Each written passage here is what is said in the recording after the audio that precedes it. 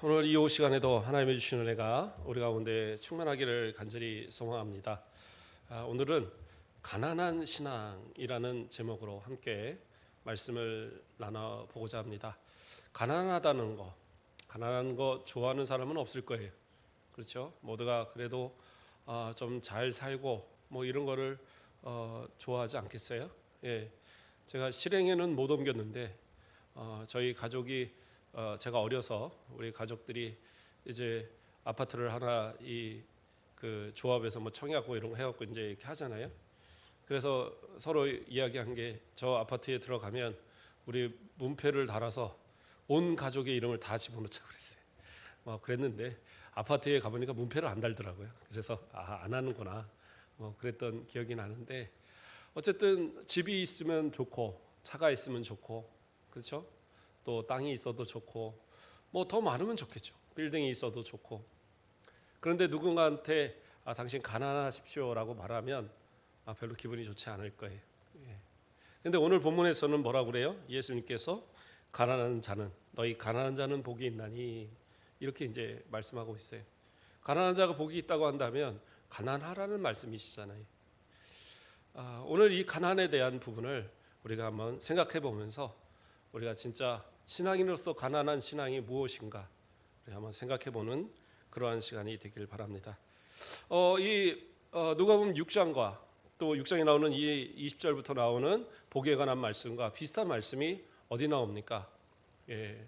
마태복음 5장부터 7장까지 있는 그 산상수훈 가운데 가장 첫 번에 시작하는 부분이 바로 팔복, 그렇죠? 그리고 가장 첫 번에 시작하는 것이 심령이 가난한 자는 복이 있나니 하고 시작을 합니다. 비슷한 듯 하지만 좀 다른 면들이 있습니다. 가장 다른 부분들은 뭐냐? 이 말씀을 하는 그 장소적 배경이 좀 달라요. 마태복음에서는 산에 오르셔서 말씀을 전한 거로 되어 있는데 오늘 이 본문의 말씀은 평지에서 말씀하신 것처럼 나옵니다. 그래서 좀 혼란이 있어요. 말씀은 분명히 비슷한 말씀들이 전해졌는데 그 장소가 과연 다를 것이냐. 물론 예수님께서 이러한 말씀들을 어디 한 군데서만 하지는 않으셨을 거예요. 여러 군데서 하셨고 또 그 가운데 기억하는 사도들의 그런 어떤 이 들은 말씀을 통해서 적기도 하고 마태 같은 경우에는 제자이기 때문에 직접 적었고요. 누가 같은 경우에는 사도 바울을 통해서 또 그것을 적게 되어지죠. 자, 그러한 이제 차이가 있어서 뭐 그럴 수도 있다라고 볼 수 있지만 이것을 동일한 장소에서 전하신 말씀으로 보는 분들은 평지라고 해서 이것이 단순히 그냥 뭐 우리가 말하는 광야 같은 평지는 아닐 것으로 보여요. 왜냐하면 6장의 초반부에 보면 기도하시고 산 위에서 기도하시고 이렇게 내려오셔서 평지에서 말씀을 전하신 걸로 보거든요. 그러니까 그 평지는 우리 지금 이렇게 집들이 있는 평지가 아니라 산에서 이제 중턱쯤 내려오면 이제 이렇게 좀 펼쳐지는 평원, 그런 평원일 것으로 이렇게 보는 겁니다. 또 뭐 산 자체가 그렇게 높은 산은 아니었을 것이고요. 그래서 그것을 같은 곳으로 보기도 하고 또 다른 곳으로 보기도 하는데 어쨌든 그 말씀의 내용에는 큰 차이는 없습니다. 그런데 이제 중요한 차이가 나타나는 부분이 또 뭐냐면 말씀 부분에서 오늘은 이 팔복에도 첫 번째 복이지만 이 누가복음에 나오는 이 복 가운데도 첫 번째 이제 복인 부분. 그런데 가난한 자는 복이 있나니라고 이 누가복음에서는 이야기하고 있고 마태복음에서는 심령이 가난한 자는 복이 있나니 이렇게 되어 있어요. 그럼 가난하다는 뜻은 어떤 뜻일까? 아까 우리가 분명히 가난한 거 별로 싫어한다고 그랬잖아요. 근데 이 본문에서 말씀하는 이 가난이라는 것은 가난한 자라는 말은 푸토코이라는 그런 단어를 쓰고 있어요. 푸토코이. 제가 이제 그 원어를 잘 얘기는 안 하는데 이야기하는 이유가 있습니다. 이 푸토코이라는 단어가 어떤 그 뜻이냐면 그냥 가난이 아니에요. 그러니까 우리 말로 하면 아주 찢어지게 가난하다. 그런 정도의 가난. 먹을 것이 없고 전혀 정말 그 가진 것이 없는 그러한 상태의 가난을 표현할 때 이 단어가 쓰이는 거예요. 그러니까 신약성에서 대표적으로 두 군데에서 이 단어가 사용되고 있는데 하나는 언제 사용되느냐? 거지 나사로. 그렇죠? 그래서 그 누가복음 16장 20절에 보면 나사로라 이름하는 한 거지가 있다라고 나와요. 그렇죠? 이 거지가 어떻게 생활을 했습니까? 그 피부병, 극심한 피부병이 있었어요. 그래서 헌대가 있었다고 그랬어요. 이게 이제 다른 번역에서 뭐라고 하냐면 종기, 온몸에 종기가 다 퍼져버린 거예요. 그리고 그 종기가 막 터져갖고 진물이 막 온몸을 다 있는 아주 그러니까 이 뭐라고 그럴까요? 그 정도의 몸에 종기가 퍼지고 진물이 날 정도면 사람이 제대로 거동할 수가 없어요. 피부가 온전하지 못한 게 피부가 숨을 못 쉬기 때문에 조금만 움직여도 막 그 쓰러질 것 같고 이런 상황이 벌어지거든요. 그러니까 어떻게 하느냐? 거의 기어가다시피 해서 그 부자의 상에서 떨어지는 부스러기를 먹으면서 사는 거예요. 그러니까 이 헌대가 막 진물이 나니까 이 누가 옆에 있는 개들이 와서 주인의 상에서 떨어지는 부스러기를 먹는 게 아니라 그 나사로의 진물을 빨아먹는 이런 정도로 아주 비참한 상태예요. 근데 거기서 거지라는 단어와 여기서 가난이란 단어가 어원이 같아요. 같은 단어입니다. 그러니까 그 거지, 그 정도의 거지의 상태가 이 가난이에요. 또 하나는 언제 쓰여지냐 하면 그 성전에 그 헌금을 드리는 두 렙돈을 드린 그 과부 있잖아요. 그 과부가 드리는 부분이 있습니다. 마가복음의 12장 42절 말씀을 보면 한 가난한 과부는 와서 두 렙돈 곧 한 고들란트를 넣으니라 이렇게 나왔거든요. 그런데 여기서 말하는 한 가난한 과부, 거기서 가난하니 이게 또 같은 단어예요.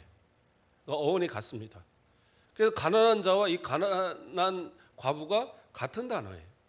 그러면 그 가난한이란 뭐예요? 지금 이 두 렙돈을 하나님 앞에 드림으로써 그에게 있어서는 아무것도 없었다라는 거예요.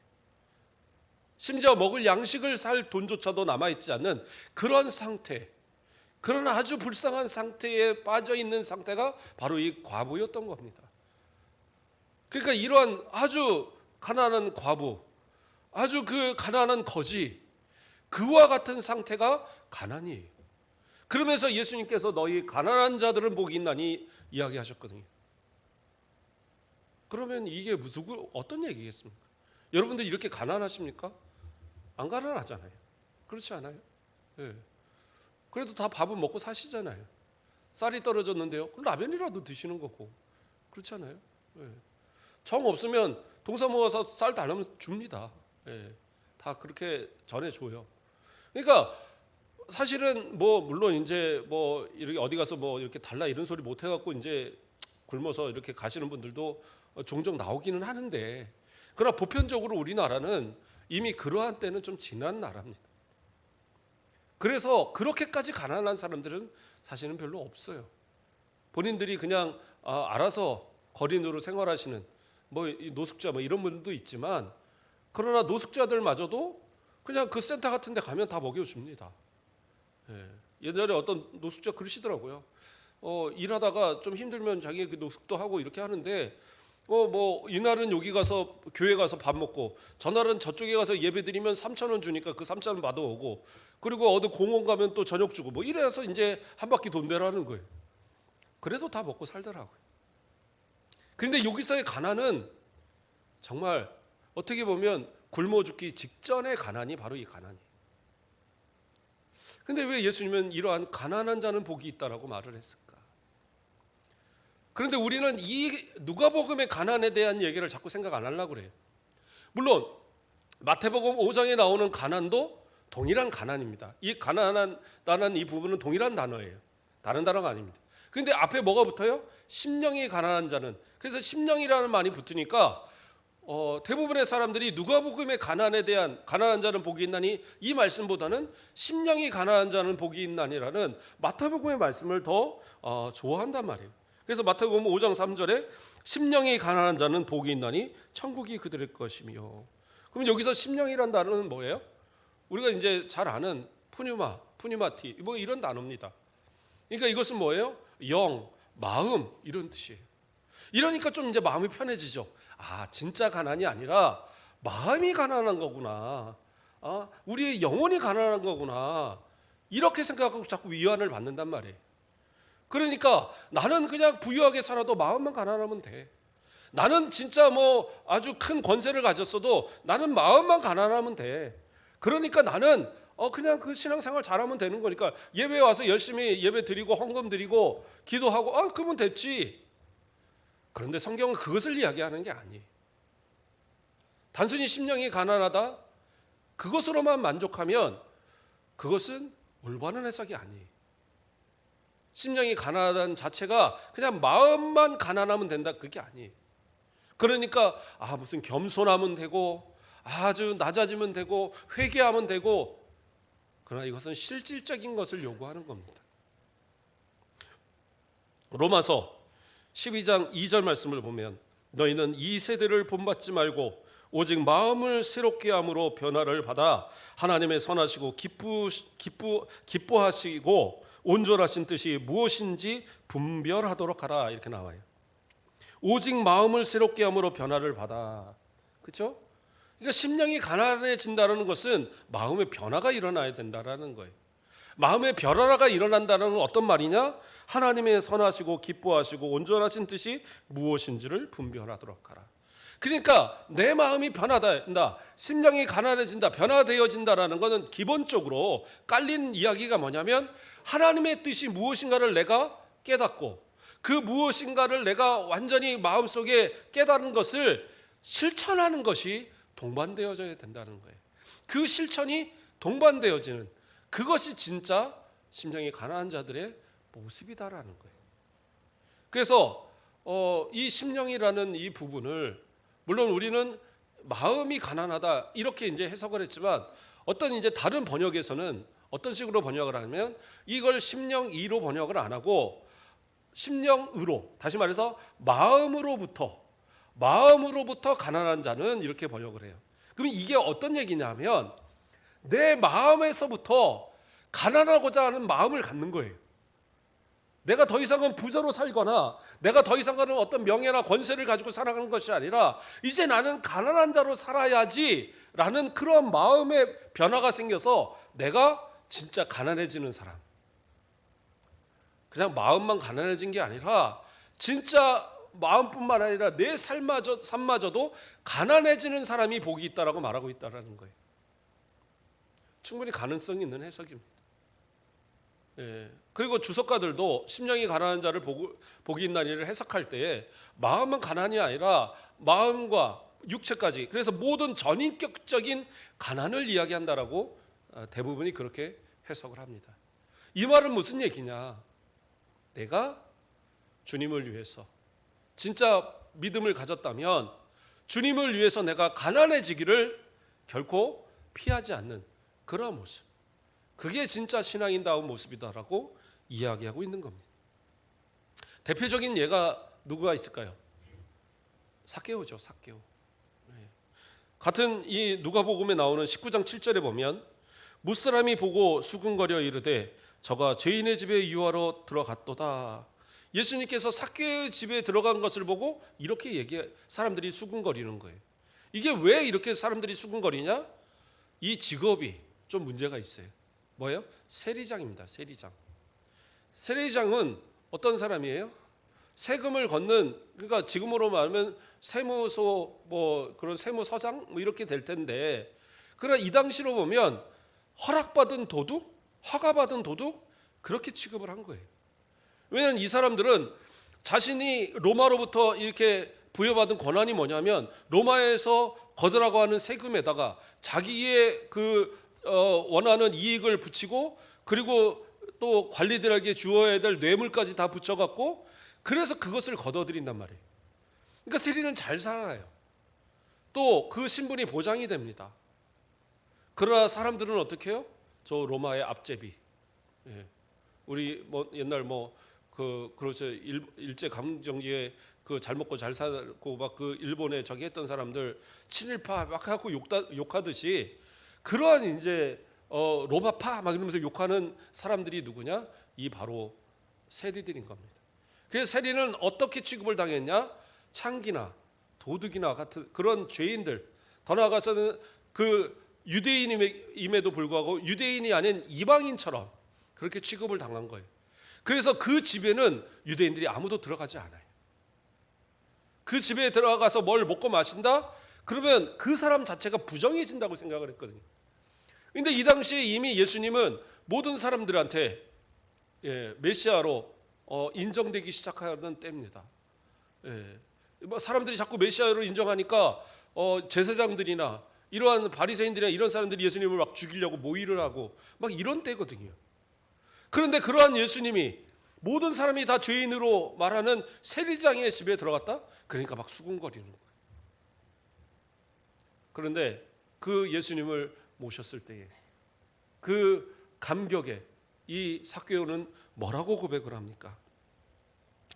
누가복음 19장 8절에 삭개오가 서서 주께 여짜오되 주여 보시옵소서 내 소유의 절반을 가난한 자들에게 주겠사오며 만일 누구의 것을 속여 빼앗은 일이 있으면 내 갑절이나 갚겠나이다. 단순히 그냥 갚는 것이라는 것이 아니고 단순히 그냥 자기의 것을 나눠준다라는 것이 아니라 예수 그리스도를 구주로 믿고 그 예수 그리스도를 영접하니까 그가 그 마음에서부터 가난하기를 택했다라는 거예요. 그가 이제까지는 재물 때문에 이제까지는 그 재산 때문에 욕을 먹어도 뭐 그 손가락질을 당해도 죄인이라고 손가락질을 당해도 그냥 그러고 살았어요. 돈이면 되는 거지.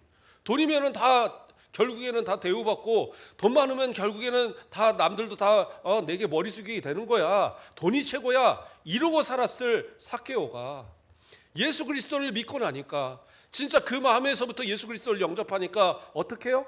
가난하기를 택하는 거예요. 자신이 쌓았던 재산의 절반을 나눠줘 버려요. 그만큼 가난해진 거죠. 그리고 혹시 자기로 피해본 사람이 있으면 4배를 갚겠다고 해요. 가난해지는 겁니다. 얼마나 재산이 남았을지 모르지만 그가 앞으로 이거 그냥 몇 번 세금 거두면 다 채웁니다. 이런 마음으로 이렇게 나눴겠어요? 아니요. 앞으로는 정직하게. 어쩌면 이후에 자신의 세리의 직업을 내려놨을지도 몰라요. 하나님의 영광을 가리는 일, 하나님의 것을 가리는 하나님의 영광을 가리는 이러한 일에 대해서 더 이상은 내가 이렇게 하지 말아야 되겠다. 이런 각오가 생긴 거잖아요. 그러니까 불의하게 얻었던 모든 재물들을 다 내려놓고 가난하기를 택하고 있는 거예요. 이게 복 있는 사람들의 모습이다라는 거예요. 복 있는 사람들의 모습. 그래요. 설교 시간에는 저만 얘기하는 거라고 수없이 얘기를 드리는데. 자, 어쨌든 하나님 앞에서 그러한 신앙의 변화가 일어나는 것. 이게 심령이 가난한 자들의 모습이다라는 거예요. 그러니까 누가복음에서는 더 강력하게 심령이를 빼는 거예요. 가난한 자는 복이 있나니 가난하라는 겁니다. 주님을 위해서 내 재산도 내 건강도 내 가진 모든 것을 내려놓을 수 있는 진짜 그러한 믿음의 모습이 있어야 된다라는 거예요. 사람들은 참 희한한 것이 마음으로 무엇인가를 하라면 그건 아까워하지 않아요. 얼마든지 아이고 사랑합니다. 아이고 이럽니다. 얼마든지 하죠. 한번 해볼까요? 옆 분들한테 한번 사랑합니다 한번 해보세요. 사랑합니다. 예, 섬기겠습니다. 예. 그럼 이 말 한번 해볼까요? 제가 제 재산 절반 드리겠습니다. 한번 해보세요. 그건 못하죠. 예. 안 그러겠습니까? 그건 못하는 일이에요. 내 가진 것을 나눈다라는 것은 어떻게 보면 사랑하는 게 더 힘든 건데, 어떻게 보면 진짜 예수님의 이름으로 사랑한다? 그거 쉬운 게 아니거든요. 예수님의 사랑은 목숨을 버려 사랑한 거예요. 십자가에까지 자신을 내어주고 그 피와 물을 다 쏟으시면서까지 사랑하신, 그 무덤에 묻히시면서까지 사랑하신 사랑이에요. 우리가 사랑한다는 말은 예수 그리스도의 그러한 사랑을 포함한 사랑이거든요. 근데 이게 쉽습니까? 차라리 재산 주는 게 편하지. 근데 우리는 너무나도 쉽게 얘기하잖아요. 사랑한다라고. 그런데 막상 내 재물이 축나는 일에 대해서는 우리는 고민한단 말이에요. 그렇지 않아요? 하나님 앞에서 우리 자신의 모습들을 돌아보기를 원합니다. 우리는 단순히 그냥 심령이 가난한 자, 그 심령에만 꽂혀갖고 마음이 가난하면 되지, 아니라니까요. 내 전인격적인 그러한 가난이 우리 가운데 있지 않냐면, 그렇다고 해서 뭐 내 재산 갖다가 길거리 갖다 버리라는 얘기가 아니에요. 하나님 앞에 진짜 그러한 어떤 믿음을 위해서 헌신하기 위해서 그렇게 쓰여지는 걸 얘기하는 거죠. 그래서 그러한 것들을 나눠주고 베풀 수 있는 그러한 모습, 그게 진짜 신앙인다운 모습인 거예요. 그래서 내가 때로는 가난해지면 그것이 진짜 하나님 앞에 복된 길이죠. 그래서 그 가난해진 그에게 약속하시는 것이 뭐예요? 복이 있다는 거예요. 그리고 그 복은 뭐예요? 천국이 그들의 것이다. 하나님의 나라가 너희 것이다 라고 약속하고 있어요. 자, 그 재산을 포기한 삭개오에게 예수님은 뭐라고 얘기하시는지 아세요? 누가복음 19장 9절에서 예수께서 이르시되 오늘 구원이 이 집에 이르렀으니 이 사람도 아브라함의 자손이니라. 아브라함의 자손. 그럼 이 사람이 이방인인가요? 어떤 사람들 그렇게 주장도 하고 있어요. 그러나 그렇지 않아요. 이건 이방인들이 아닙니다. 왜냐하면 이방인의 집에 들어간 걸 가지고 저 이방인의 집에 왜 들어갔을까 이러지 않았어요. 앞에서 보면 죄인의 집이라 얘기하는 것은 그가 유대인이고 유대인의 세리라는 거예요. 그런데 그 유대인의 세리, 그러면 그건 아브라함의 자손이잖아요. 그러나 그 모든 사람들이 아브라함의 자손으로 인정하지 않았어요. 이방인처럼 취급했고 죄인처럼 취급했습니다. 그런데 예수님은 뭐라고 그래요? 그의 변화, 그의 가난하기를 택한 그에게 정말 말씀하신 그 말씀처럼 가난해지고자 하는 그에게 복을 약속하세요. 뭐를 약속하십니까? 구원이 임했다라고 약속하셨고, 아브라함의 자손이 된다라는 것은 천국에 간다라는 거예요. 그것이 약속되어진 이 모습, 이게 하나님께서 주시는 복이다라는 거죠. 네. 죄송합니다. 떠들지 마세요. 하나님 앞에 진짜 믿음의 모습, 신실한 모습으로 우리가 서가자고요. 그렇지 않으면 겉으로 나는 마음이, 이건 누구나 할 수 있어요. 그러나 그렇다고 해서 천국을 무조건 소유하냐? 그건 아니다라는. 진짜 신앙은 주님 앞에 내 목숨마저도 가난해질 수 있는 사람이어야 돼. 그렇지 않으면 하나님 앞에 이거는 그렇잖아요. 나는 하나님 앞에 가난해지지 않으면서 하나님께 나만 천국 주세요. 그게 아니다. 진짜 예수님을 믿는다라는 것은 그 믿음이 나에게 실천되어져야 하는 거예요. 그랬을 때에 바로 그 가난한 자에게 하나님께서, 예수님께서 약속하시는 이 천국이 그들의 것이 되고 있다라는 겁니다.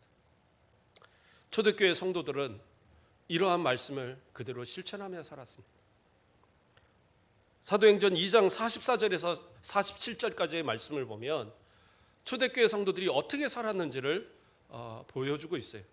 한번 찾아보겠습니다. 사도행전 2장 44절부터 47절 쭉 보면서 말씀을 보겠습니다.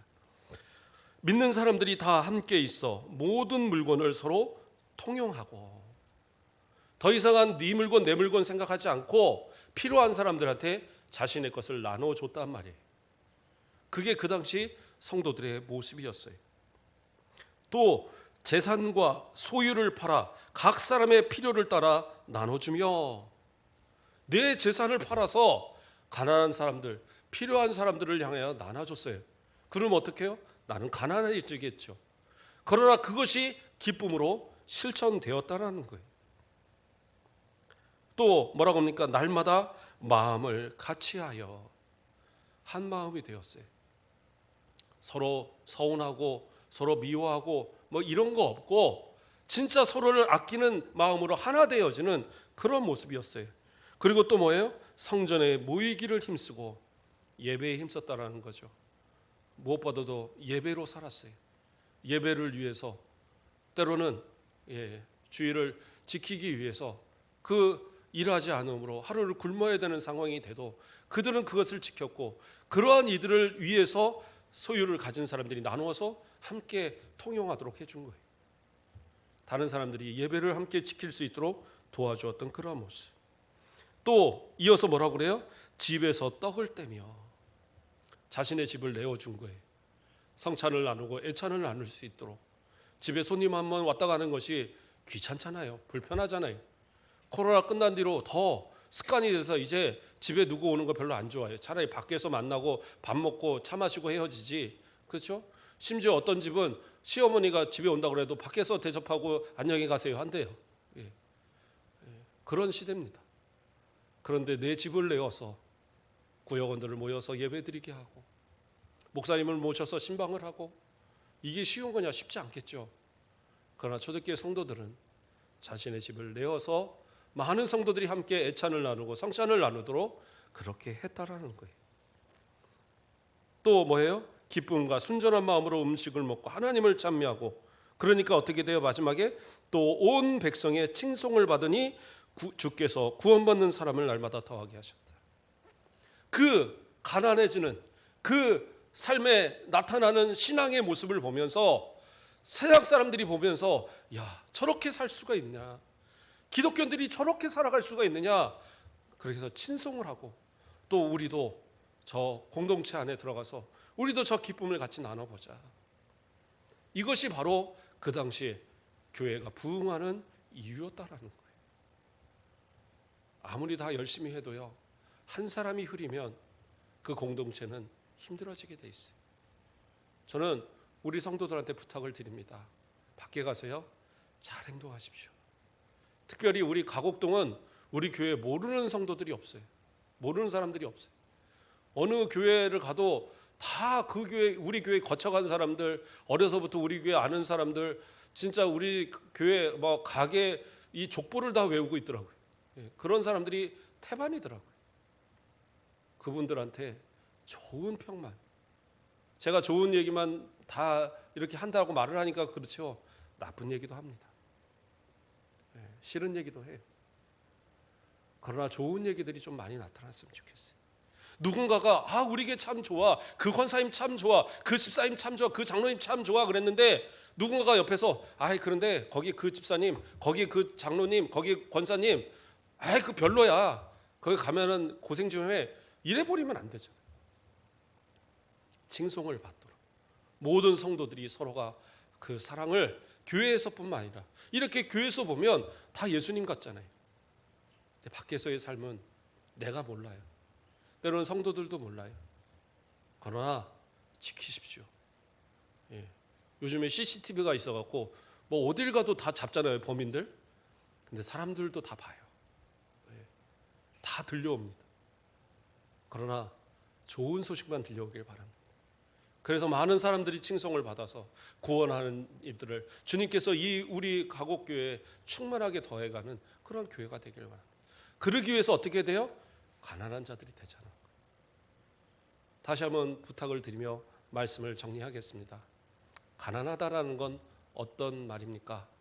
그냥 단순히 그냥 내 마음이 가난해서 좀 겸손해져서 신앙에 따라서 난 거룩해, 이게 아니에요. 삶의 실천을 통해서 정말 실질적으로 내 재산을 깨서 헌신하고 나눠주고 베풀고, 또 때로는 나에게 손해가 돼도 주님의 이름을 위해서 그 길을 택할 수 있는 게 가난한 자들의 모습이에요. 그래서 마음으로부터 우러나서 정말 그 재산을 내어놓아서 적극적으로 가난해지는 모습, 그런 가운데 주님께서는 어떻게 해요? 천국에 그 보화를 쌓아놓고 계시는 거예요. 그래서 우리가 복된 이유는 저 영원한 천국에 우리의 모든 것이 다 손해 없이 채워져 있고, 또 앞으로 누릴 그 복이 기다리고 있다는 사실이에요. 우리 모든 성도님들, 초대교회 성도들과 같이 이 말씀을 그대로 실천하며 살고자 몸부림쳤던 그들과 같이 오늘날도 우리가 그러한 몸부림 속에 정말 하나님 앞에 인정받고 모든 사람 앞에 칭찬받는 그런 복된 성도들 되길 주님의 이름으로 축복드립니다. 기도하겠습니다. 사랑의 하나님, 감사를 드립니다. 우리를 사랑하여 주시고 오늘도 우리의 마음으로, 우리의 육신으로 가난한 가운데서도 정직하게 신앙생활하며 오직 주님만 바라보고 살아갈 수 있도록 인도하여 주심을 감사를 드립니다. 결코 삶 속에 교만하지 않도록 하나님 지켜주시고, 욕심대로 살지 말게 하시고 예수님 영광 가리며 하나님 영광 가리며 살지 않도록 진짜 심령이 가난하고 진짜 내 모든 것이 주님을 위하여 가난함을 택할 수 있는 참 믿음 가운데 승리케 하여 주시옵소서. 저 영원한 천국을 소유하였기에 더 담대하게 주님과 동행하며 주님을 드러내며 살아가는 우리 모든 성도들 되도록 축복하여 주시옵소서. 감사합니다. 예수 그리스도의 이름으로 기도드립니다. 아멘.